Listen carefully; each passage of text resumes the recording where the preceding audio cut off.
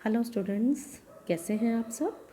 A very good morning to all of you and welcome to +2 biology class.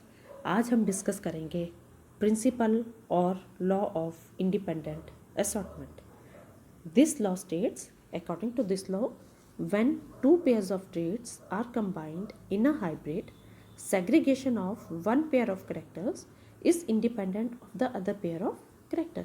ये law कहता है कि जब दो पेयर्स आते हैं अलग अलग ट्रेड्स के, two pairs of genes are brought together in a hybrid, जब हमारे पास F1 जनरेशन में जो हाइब्रिड्स बनते हैं उसमें दो डिफरेंट करेक्टर्स के पेयर्स एक दूसरे के साथ आते हैं, then segregation of one pair of character is independent of the other pair of character. तब ये दोनों ही पेयर्स जो हैं एक दूसरे के साथ इंटरफेयर नहीं करते और एक दूसरे से इंडिपेंडेंटली जो है वो सेपरेट होते हैं। And this law can be explain with the help of dihybrid cross. Dihybrid cross वो है जिसमें हम दो करेक्टर्स को एट अ टाइम स्टडी करते हैं। For example, a cross between yellow round seeds and green wrinkled seeds. तो अगर हम इनको देखें तो कैसे हम इसमें क्रॉस बनाएंगे। येलो राउंड, येलो हमारे पास डोमिनेंट है, राउंड भी डोमिनेंट है। येलो का हमारे पास कैपिटल लेटर आएगा, capital Y, because every character is controlled by a pair of factors. Round के लिए भी सेम वेज हमारे पास कैपिटल आर, और क्योंकि ये इसके साथ इसके रिसेसिव करेक्टर्स हैं तो यहाँ पे हम इनके स्मॉल लेटर से इसको डिनोट करेंगे। तो क्योंकि कलर यहाँ पे येलो कैपिटल वाई से आ रहा था तो ग्रीन यहाँ पे हम स्मॉल वाई से रिप्रेजेंट करेंगे।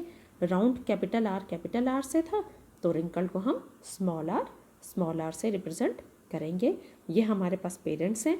अब जब ये गेमीट्स बनाएंगे तो इसमें गेमीट्स सिर्फ एक ही तरह के बनेंगे, एक ही कॉम्बिनेशन इसमें पॉसिबल है, कैपिटल आर कैपिटल वाई। यहाँ पे भी एक ही कॉम्बिनेशन जो है वो पॉसिबल है, स्मॉल आर स्मॉल वाई।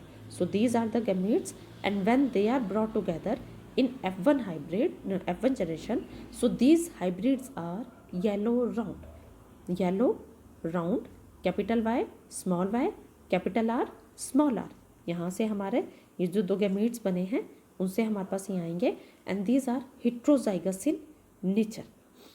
और उसके बाद F1 जनरेशन के बाद हमारे पास F2 जनरेशन कैसे आएगी कि F1 जनरेशन के जितने भी प्लांट्स हैं हम उनको अलाउ करेंगे सेल्फ पॉलिनेशन के लिए, और इसमें हमारे पास चार तरह के सीड्स रादर गैमीट्स बनेंगे, सीड्स नहीं गैमीट्स बनेंगे। ये चार तरह के गैमीट्स कौन कौन से होंगे यहीं से हम देखेंगे। कैपिटल आर और स्मॉल आर को हम कैपिटल वाई और स्मॉल वाई इन दोनों के साथ कॉम्बिनेशन कराएंगे। तो सबसे पहले capital R capital Y, small R capital Y, then capital R small Y and small R small Y. अब इसका हम पुनेट स्क्वायर बोर्ड बनाएंगे।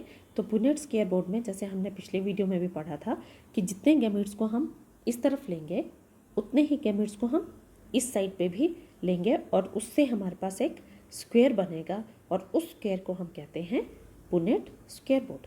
तो एक तरफ हम मेल गैमेट्स ले लेंगे, दूसरी तरफ हम फीमेल गैमेट्स ले लेंगे। तो वही gametes capital R capital Y, small R capital Y, capital R small Y small Y, यही गैमेट्स हम इस साइड पे भी लिखेंगे और इनके पॉसिबल कॉम्बिनेशंस जो है वो हम करेंगे। तो capital R capital Y, then capital R capital Y, ये हमारे पास यहाँ आ जाएगा। Then capital R capital Y small Y. जब भी हम इनको लिखते हैं तो जो कैपिटल होता है उसे हम पहले लिखते हैं, स्मॉल को हम बाद में लिखते हैं।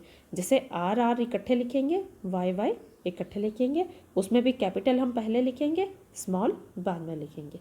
सेम वे इस बॉक्स के लिए capital R small R capital Y small Y. तो इस तरीके से जब हम ये पूरा पुनेट स्क्वायर बोर्ड बनाएंगे तो हम देखेंगे कि हमारे पास दो पेरेंटल कॉम्बिनेशंस रहेंगे और दो न्यू कॉम्बिनेशंस आएंगे। तो यहाँ पे अगर हम देखें तो हमारे पास राउंड येलो, जहाँ पे कैपिटल आर होगा वो राउंड और जहाँ पे कैपिटल वाई होगा वो येलो होगा। तो ये राउंड येलो, यहाँ पे कैपिटल आर है तो ये राउंड, कैपिटल वाई प्रेजेंट है तो येलो, कैपिटल आर है तो राउंड, कैपिटल वाई है तो येलो। यहाँ पे अब कैपिटल आर प्रेजेंट है, स्मॉल आर भी प्रेजेंट है, लेकिन कैपिटल आर स्मॉल आर को अपना इफेक्ट शो नहीं करने देगा, तो इट विल बी राउंड। और कैपिटल वाई प्रेजेंट है तो ये येलो होगा।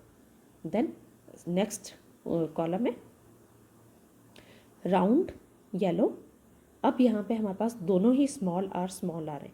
अगर स्मॉल आर है तो ये रिसेसिव करेक्टर को एक्सप्रेस करेंगे विच इज़ रिंकल्ड।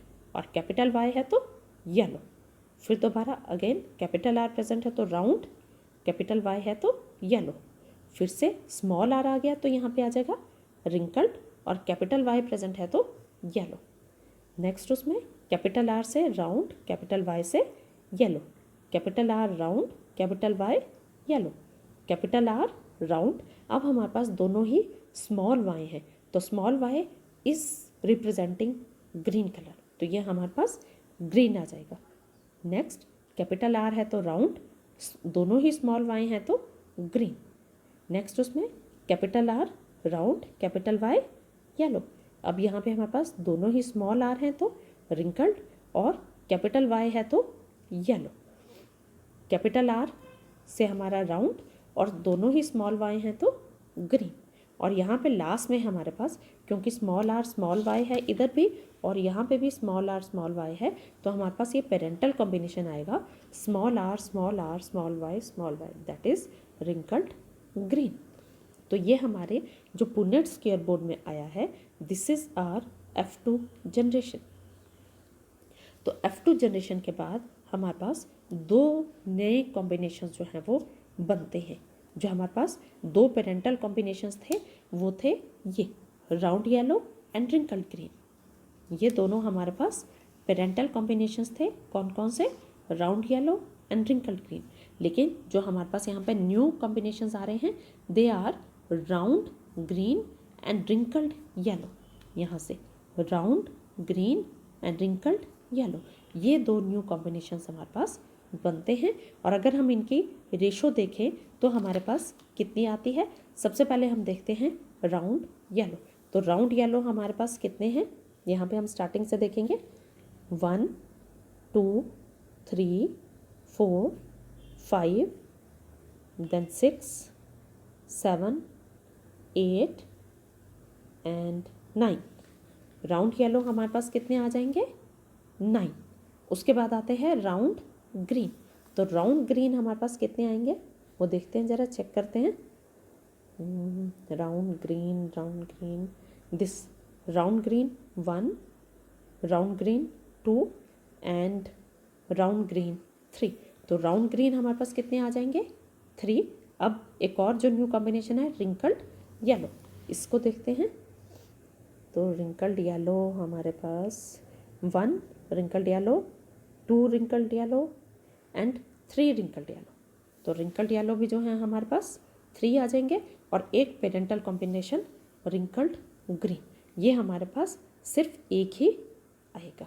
तो हमारे पास अगर हम इस डाई हाइब्रिड क्रॉस के बाद देखें या इंडिपेंडेंट असॉर्टमेंट के बाद देखें, जिसको हम डाई हाइब्रिड क्रॉस से एक्सप्लेन कर सकते हैं, तो हमारे पास जो इसकी जीनोटिपिक और फिनोटिपिक रेशो है वो सेम आती है, और वो जीनोटिपिक और फिनोटिपिक रेशो है 9:3:3:1, and it is the typical genotypic as well as phenotypic ratio of dihybrid cross।